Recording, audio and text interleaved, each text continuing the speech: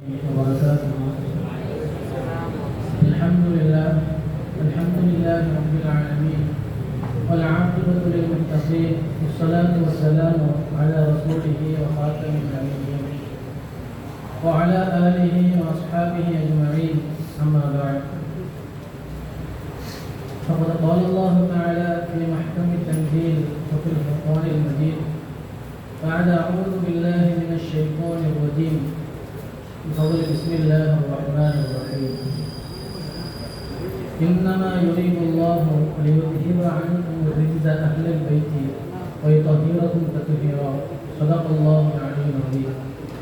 وقال نبينا صلى الله عليه وسلم: من أحب الحسن والحسين فقد أحبني، أو كما قال عليه الصلاة والسلام. புகழும் புகழ்ச்சியும் வல்லவனான அல்லாஹ்வுக்கே உரித்தாகுக. கண்ணியமானவர்களே, நாம் நம்முடைய உயிரினும் மேலாக நமது ஸல்லல்லாஹு அலைஹி வஸல்லம் அவர்களின் மீது பிரியம் வைப்பதை போன்று நபி ஸல்லல்லாஹு அலைஹி வஸல்லம் அவர்கள் தம் உயிரினும் மேலாக நம்முடைய பேர குழந்தைகளின் மீது பிரியம் வைத்தார். இந்த அளவுக்கு என்று சொன்னால் ஹதீஸிலே வருகிறது, மன் அஹப்ப அல் ஹஸன வல் ஹுஸைன ஃபகத் அஹப்பனி என்பதாக வருகிறது. யார் ஹசனையும் ஹுசைனையும் பிரியப்படுகிறார்களோ அவர் என்னை பிரியப்பட்டவர் என்பதாக நபி அவர்கள் கூறுகிறார்கள். இன்னும் அஹ்ல பைத்களை பற்றி அல்லாஹ் தஆலா குர்ஆனிலே எவ்வாறு கூறுவான்?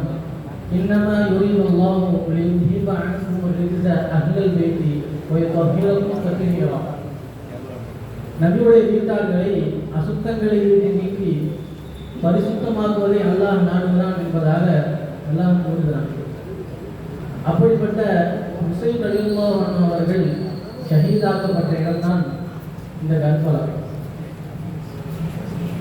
கர்பலாவில் நடந்தது என்ன? சகோதரர்களே, நமது நபி ஸல்லல்லாஹு அலைஹி வஸல்லம் அவர்கள் கட்டமைத்த இஸ்லாமிய ஆட்சி, அவருக்கு பின்னால் 4 பெரும் கலீஃபாக்கள் இந்த ஆட்சியை செய்தார்கள். அதில் 4வது கலீஃபா அலி ரலியல்லாஹு அன்ஹு அவர்கள் ஆட்சியை பொறுப்பேற்ற போது இஸ்லாமிய ஆட்சி 2 பங்காக பிரிந்தது. ஒன்று ஹிஜாஸ் பகுதியை ஆட்சி செய்த அலி ரலியல்லாஹு அன்ஹு, மற்றொன்று சிரியாவை ஆட்சி செய்த முஆவியா ரலியல்லாஹு அன்ஹு. இவர்களின் ஆட்சி பிளவுபட்டதற்கு காரணம் என்ன தெரியுமா? உஸ்மான் ரலியல்லாஹு அன்ஹு அவர்கள் கொலை செய்யப்பட்டவன். அவனுடைய விஷயத்திலே இருவருக்கும் ஏற்பட்ட கருத்து வேறுபாடு. அதில் இருவருக்கும் போர் கூட நடந்தது. அந்த சமயத்திலே அலி ரலியல்லாஹு அன்ஹு அவருடைய கூட்டத்திலிருந்து எடுத்து வந்தவர்கள் தான் இந்த காரிஜியாக்கள். இவர்கள் அலி ரலியல்லாஹு அன்ஹுவையும் முஆவியா ரலியல்லாஹு அன்ஹு அவர்கள் இருவரையும் மார்க்கத்திற்கு எதிரானவர்கள், இவர்கள் காபிரி போன்றவர்கள் என்று கூறினார்கள். அது மட்டுமல்லாமல் இருவரையும் கொலை செய்யவும் திட்டமிட்டார்கள். அவர்கள் செய்த திட்டத்திலே அலி ரலியல்லாஹு அன்ஹு அவர்கள் ஷஹீதாக்கப்பட்டார்கள். முஆவியா ரலியல்லாஹு அன்ஹு லேசான காயத்தோடு தப்பித்துக் கொண்டார்கள். அலி ரலியல்லாஹு அன்ஹு அவர்களுடைய ஷஹீதுக்கு பிறகு ஹிஜாஸ் பகுதியை சேர்ந்த சஹாபாக்கள் ஒன்று கூடி ஹசன் ரலியல்லாஹு அன்ஹு அவர்களை ஆட்சியாளராக நியமித்தார்கள்.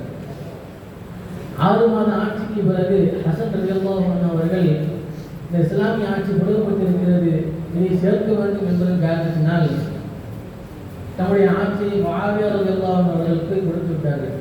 ஒரு நிபந்தனையோடு, உங்களுக்கு பின்னால் இந்த ஆட்சி இந்த இடத்தில் வர வேண்டும். இந்த நிபந்தனையோடு ஹசன் ரலியல்லாஹு அன்ஹு அவர்கள் முஆவியாவுக்கு கொடுத்து விட்டார்கள்.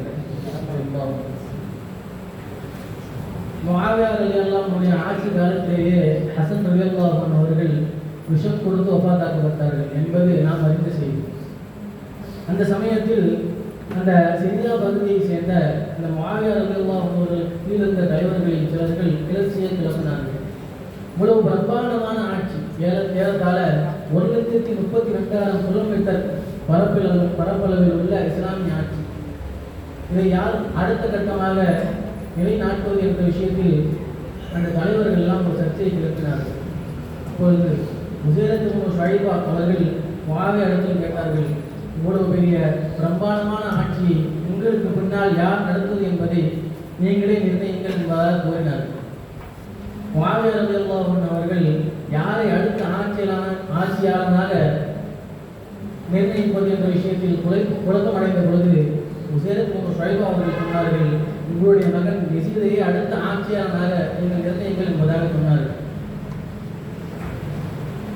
அவர்கள் அறியாமையில் உள்ளவர்களுடன் ஆலோசனை செய்துவிட்டு யஸீதை தமக்கு பின்னால் ஆட்சியாளராக நியமித்தார்கள். இதை அறிந்த ஹிஜாஸ் மக்கள்கள் அவர்களுக்கு இதை எதிர்ப்பு தெரிவித்தார்கள்.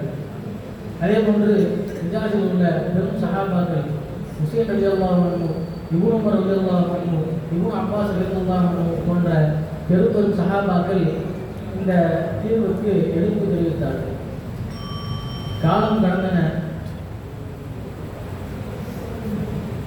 முஆவியா ரலியல்லாஹு அன்ஹு ஷஹீதாக்கப்பட்டார்கள்.